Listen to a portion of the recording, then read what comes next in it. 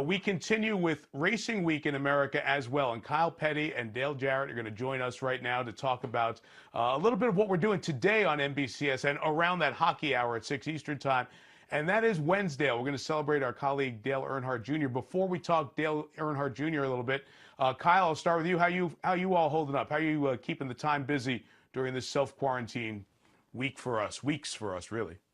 I'm doing good. My wife Morgan's got a list about this long. It just keeps getting longer and longer. And I've got a 21-month-old, Overton, and I'm chasing him around. So I've got plenty to do. I'm good. I'm good at home right now. Dale, how about you?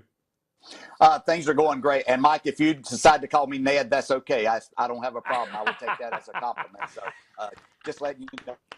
No, I'm doing great. My family is great. I spent a lot of time this year already out in Scottsdale playing a lot of golf. I found out one thing, that my game doesn't get any better just by playing a lot more. But I did play a lot, and it's been nice. One of the features we're going to have in Wednesdale as we celebrate Dale Earnhardt Jr. Here on NBCSN all day is showing the Pepsi 400 at Daytona, the summertime race in July, that came 6 months or so after Dale Earnhardt was killed during the Daytona 500. Both of you were in that race, and a lot of NASCAR observers have talked about how emotional that was. You guys were a part of that entire scene, start to finish. Dale, let me start with you. What was that day and that experience like?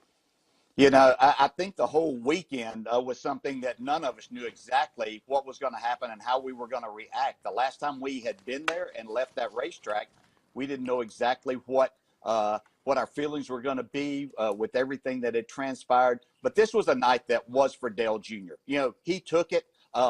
Incredible that he could put all those emotions aside and go back to the place that had just taken his dad away just months earlier, and put all of that aside and go out and get the job done.